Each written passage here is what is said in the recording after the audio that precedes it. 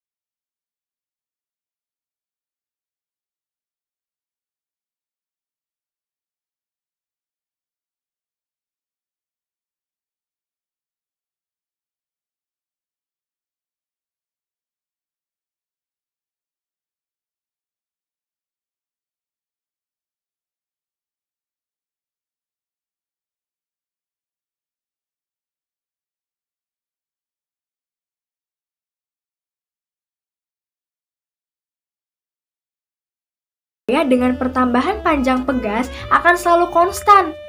Nilai konstan inilah yang akan kita sebut sebagai tetapan pegas atau konstanta pegas. Grafik yang menunjukkan antara gaya dengan pertambahan panjang pegas ditunjukkan sebagai berikut. Semakin besar gaya yang diberikan pada pegas, maka semakin besar pula pertambahan panjangnya. Dari grafik, kita dapat mengetahui bahwa tetapan pegas ditunjukkan oleh gradien atau kemiringan garisnya. Sesuai dengan hukum Hooke, jika pegas mengalami perubahan panjang sebesar delta X, maka pegas akan memberikan gaya berlawanan F yang berbanding lurus dengan delta X dengan arah yang berlawanan dari arah perubahan panjang pegas.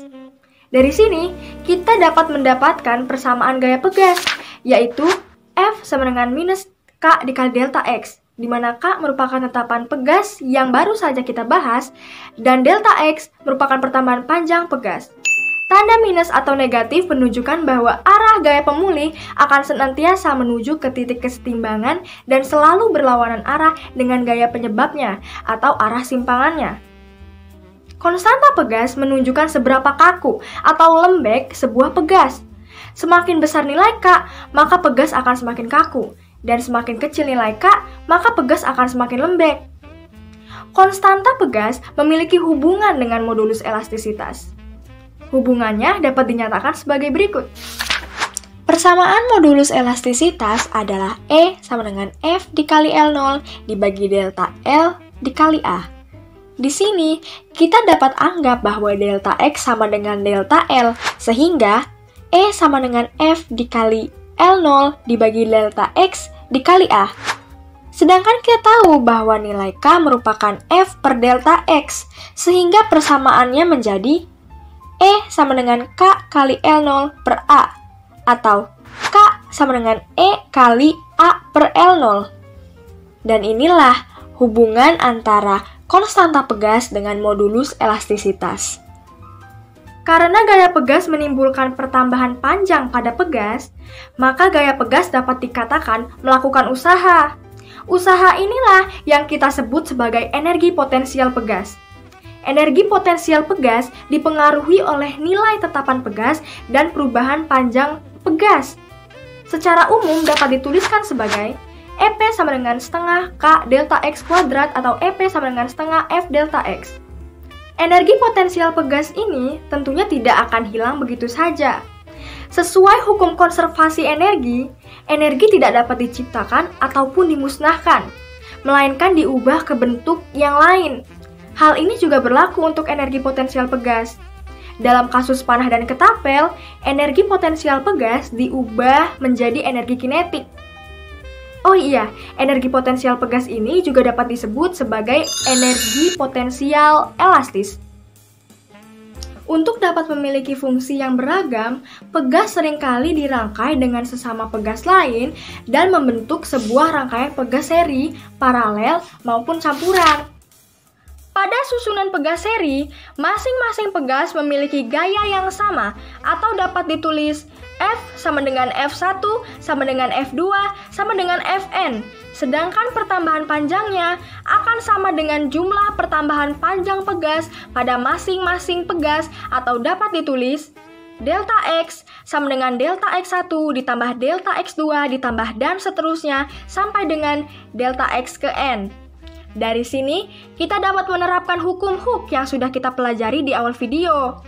Kita sudah tahu bahwa F sama dengan K dikali delta X, maka delta X sama dengan F per K, sehingga persamaannya akan menjadi seperti ini. Sebelumnya, sudah dijelaskan bahwa gaya yang bekerja pada masing-masing pegas bernilai sama.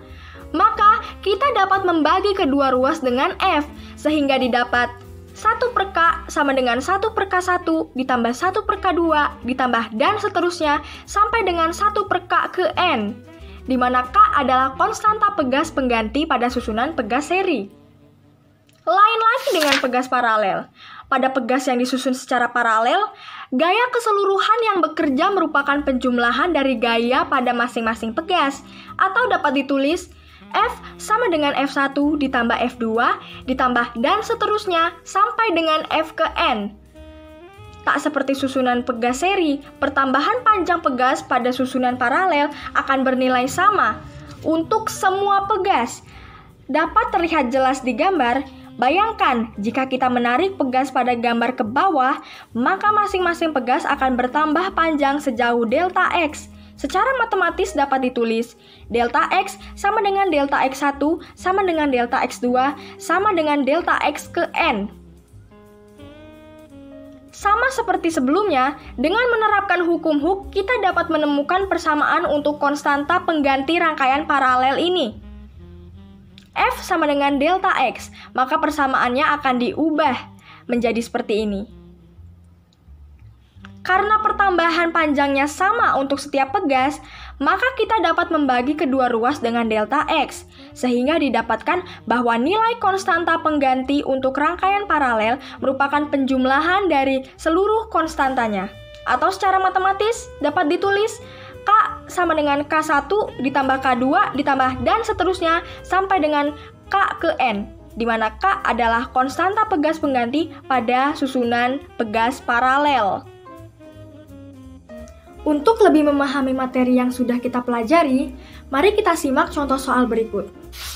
Jika diketahui pegas A lebih kaku daripada pegas B dan pegas C lebih lentur daripada pegas B, maka saat ketiga pegas digantungkan dengan beban yang sama dan bebannya disimpangkan pada jarak yang sama, dapat disimpulkan bahwa, mari kita simak pembahasannya. Karena kekakuan ketiga pegas berbeda, maka pertambahan panjang yang dihasilkan juga berbeda. Dari informasi, pegas A lebih kaku daripada pegas B dan pegas C lebih lentur daripada pegas B. Dapat diketahui bahwa hubungan tetapan pegas A, pegas B, dan pegas C dapat disampaikan dengan KA lebih dari KB lebih dari KC. Sehingga kalau digantungkan dengan beban yang sama, maka pertambahan panjang pegas A akan lebih kecil daripada pegas B dan C, serta pertambahan panjang pegas C akan lebih besar daripada pegas A dan B. Selanjutnya, ingat bahwa energi potensial pegas dapat dirumuskan sebagai EP sama dengan setengah K dikali delta X kuadrat. Karena beban dari ketiga pegas disimpangkan dengan jarak yang sama, maka energi potensial pada masing-masing pegas hanya bergantung pada nilai tetapan pegas saja. Dari hubungan tetapan pegas sebelumnya, dapat disimpulkan bahwa pegas A memiliki energi potensial yang lebih besar daripada pegas B dan C, serta pegas C memiliki energi potensial yang lebih kecil daripada pegas A dan B. Jadi, dapat disimpulkan bahwa jawabannya adalah E. Energi potensial pegas C lebih kecil daripada energi potensial pegas A. Soal selanjutnya.